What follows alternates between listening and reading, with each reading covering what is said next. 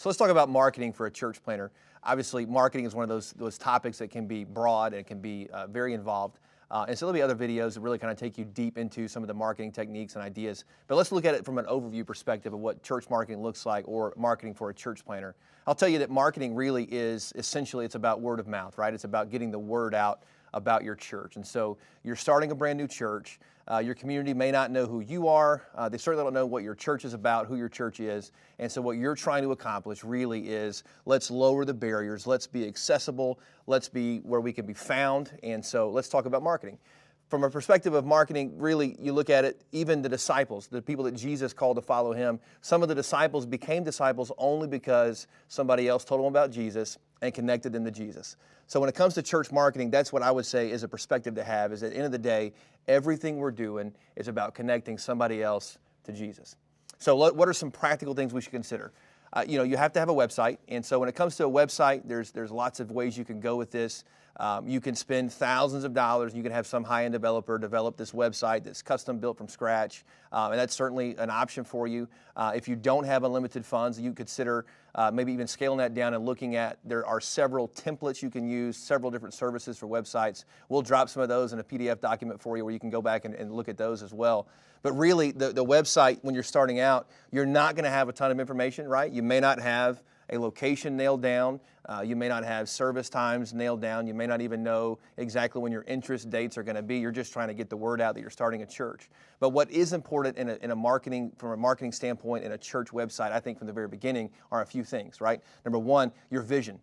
What is your vision for the church? What is the plan? What are you looking to accomplish in that community? And so be very clear and compelling with your vision, where people can buy in. They can see, okay, there's a plan for this. This is God-given. This is God-ordained. This is something I want to be a part of. This is something I want to contribute to. So vision is important. Another thing I think is going to be very important for you is in some way, shape, or form that you're kind of sharing your values. What's important to you? What's the values of the church? What do you believe? It's remarkable to me the number of people before they make a decision on church. It's not just the flashy, it's not just what looks good, but a lot of people are going to go look at your value statements and try to ascertain what is it that you believe, what are you going to be teaching, what are the foundations of this assembly. And so your vision, your values, and then I would say another thing that is critical from the very beginning of your church is you want to have some sort of landing page where people can give to the church. Well, there's some way for them to contribute online, so you want to get that set up. Really, from a marketing, from a website standpoint, I think those three things are really what I would focus on initially, and you can accomplish that with a very, even with a template. So a lot of things beyond just a website, for good, bad, or ugly, we live in a world and society that is largely driven by social media. And so I would tell you that as a church, if that's where people are, and that's where you need to be. And so finding out what avenues of social media, what channels you're going to use for social media, obviously that's going to depend on what your target market is. It's going to depend on where you are. How do people in your community access information? And so if there's a channel of social media that works best for your area, that's where you want to be dialed in. For our church, just for personal experience, we use Facebook, we use Instagram, Twitter, but our predominant use of social media, I would say, is Facebook followed by Instagram. And there's lots of things you can do from Facebook. Really, it's a great tool for your church. Social media accounts, they're free to start, and so you're not really investing any funds there, but it gives you this platform where you can connect with so many people in your community. So I would tell you, when you're getting ready to start a church, you want to make sure, you've got the website in place, you get your social media stuff in place, and then now you've got these avenues where people can connect with you even before you start having services, before you start having interest meetings. There's a way for you to connect with other people. So Facebook marketing, Facebook has a lot of ways for you to reach out and connect with other people. And it's obviously free to set up a Facebook page for your church. But one of the things we've had success in our church plant is really utilizing social media. At the end of the day, we're using every channel we can as a funnel, right? How do I get people connected to our church? And so if we can expand our reach through social media, let's take advantage of that. There's lots of strategies on that. But one of the things about Facebook marketing in particular is you can boost certain posts. You can boost whether it be a text or a graphic, some sort of announcement, or you can even boost videos. And really, it's pretty neat where you can go in and you can actually target what you're looking to target, right? So you can target based on people that have interacted with your church. You can target based on age, demographic. You can target based on a certain radius of your church. So it might make sense for you to kind of hone in your marketing strategy there to, okay, if somebody lives, if they live 400 miles away from your church, you're probably not going to hit them every Sunday. And so finding that strategy of really dialing all that in together and understanding that this is going to be very effective. It's very cost effective, where you can get, you're basically buying a sponsored ad. And so as the people are mindlessly scrolling through their phone, all of a sudden, boom, there's your church, there's the video, there's the event, there's whatever you want to push out and boost. And you're getting in front of people that you wouldn't ordinarily necessarily be in front of. And so we've had success with that. One of the things you can do also through Facebook on the social media standpoint is you can create an event.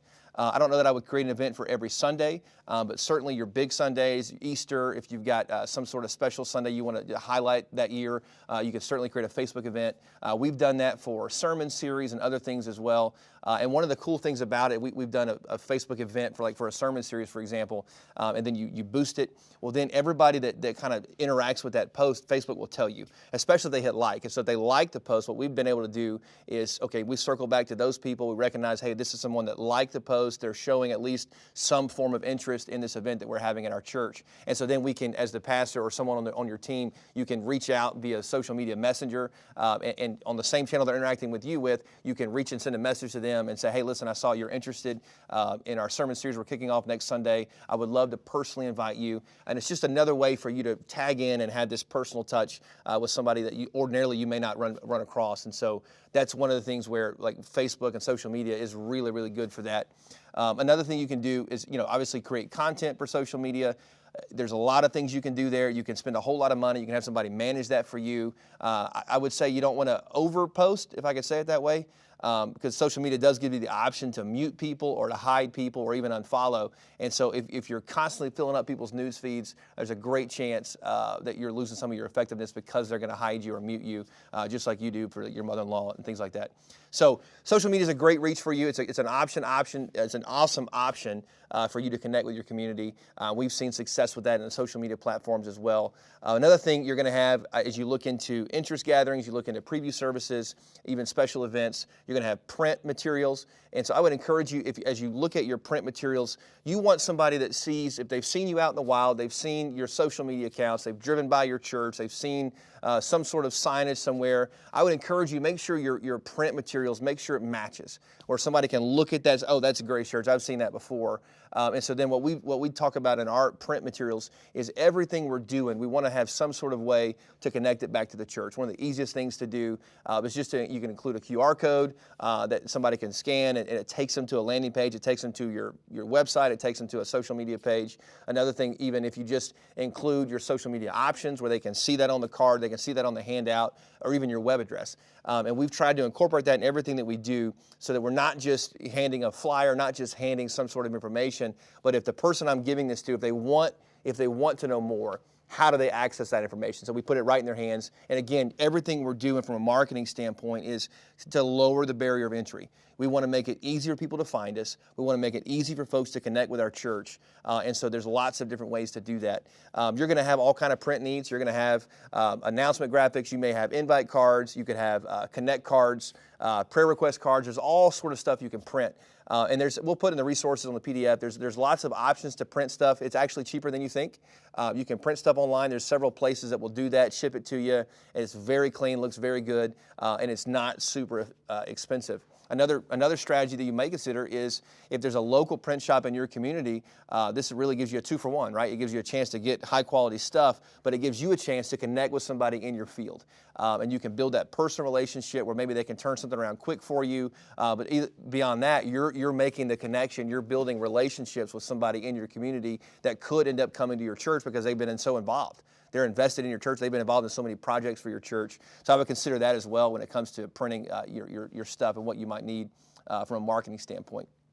Another thing to talk through and think about as you start your church from a marketing perspective is you're going to need signage. Let's talk about two categories. Let's start with external. Exterior signage, you're going to need some exterior signs. And so that would be a range of things from the feather flags. You could say welcome, it could have your church name, but something that's going to catch the attention. You want to frame up where does somebody come into the church, right? If you're renting somewhere, if you're using a school or some other venue, you want to sort of frame the main entrance. This is where our greeters are. This is where we want you to come in. You want to kind of determine the flow ahead of time. And so really a great way to do that is to have some banner signs, have a flag, have something out there that obviously indicates this is where you come in. We have A-frame signs are great to put out by the road. People can see. There's a directional arrow. This is where you turn in. Don't assume that people know where to go. Don't assume that they know how to find you, especially if you're in a strip center or a place that's got multiple buildings. You want to make sure you have clear signage. There's parking signs to consider if you want to reserve some spots for your guest. Again, these are simple things you can do, but you're creating this overall atmosphere of excellence, and you're creating this idea that, hey, you're a guest here. You're not a visitor. We're planning on you being here. We thought you were coming, so we saved parking spots for you. And so really just kind of making sure that when somebody comes to my church, I don't want them frustrated before they ever step inside because they didn't know where to park, they didn't know where to go, they didn't know which driveway to use, they didn't know which door to walk into. And so if you can think through those things from an exterior sign standpoint, it's really going to make it easy for somebody to get out of their car and inside the building where they can connect with Jesus. And that's what we're trying to accomplish. Another thing to consider you may look at, again, this is if you have, especially if you have a connection with a local printer, is if you're going to do a sermon series or something like that, you could even, if you're planning ahead, you could get something that's printed on a banner that you could set outside, and it really catches attention of those that are driving by. There's just a whole lot of stuff you can use, and I would say everything you can use, right? Obviously, you need to check your ordinances, you need to check your city bylaws and find out. You don't want to get a fine, you don't want somebody to take it down, but anything you can do within reason. All we're trying to accomplish with marketing is to get people to Jesus. And so whatever method we have, whatever way we can do, let's do that. Now, I want you to think about inside the building, right? It's your church. You're familiar with it. You know exactly where everything is. You set it up. You've been in and out of this space so many times. It's second nature for you. But for a first-time guest, where do they go? And that's where you have to think through all the things. We got to make sure that we know if somebody walks in for the very first time, if we have coffee and donuts, have a sign that coffee and donuts are right here. If there's a Connect Center, you want to make that visible. One of the first things they see is a Connect Center. They see a place where somebody's waiting for them, somebody's smiling, ready to greet them. And again, a lot of this comes down to your branding, comes down to your signage, where people know where to go. They can find what they're looking for. Even where, if you have a sign for the restrooms, right? Nobody wants to come into a building for the very first time and say, where's your restroom, right? But if there's a sign in place that you can do, really, you're creating an experience for your guests that is all about lowering barriers. It's all about making someone feel comfortable so that eventually, by the time they get into the sanctuary, they've been greeted, they have an idea of where things are in the building, they know what they're looking for, and that some of their anxiety that they had walking into a building for the very first time, they've been able to let go of that, and now they're in a position to just worship. They're in a position to come in and to connect with Jesus, and that's what we're trying to accomplish. So if you boil it all down from a marketing perspective, we can get way out, you can get really deep, very detailed, you can spend a whole lot of money, but at the end of the day, just remember that everything you're doing, right, from your website, from your social media accounts, everything you're doing is about one thing. How do I connect people to me and ultimately to Jesus? How do I get people from the edge of the funnel all the way down to where they are coming, they're faithful, they're plugging in, they're becoming part of the church? It goes back to your branding, it goes back to your vision, it goes back to this idea that somebody can find you, they can see what you're about, they can buy into it, and then understand, man, this is an amazing thing, this is a God thing, this is something I want to be a part of, it's a safe place for my family, and a lot of that comes down to you doing everything you can to make it easy. So that's church marketing. Just a brief overview, that's what we're talking about. How do I get people connected to Jesus? It's a word of mouth thing. It's always been about word of mouth, but websites, social media, outdoor signs, those things really expand your ability. It's not just you talking to one person, it's you talking to everybody that drives by. You're not just talking to your neighbor, you're talking to everybody that sees that Facebook post. And so understand the power of your voice. Ultimately, you're connecting people to Jesus.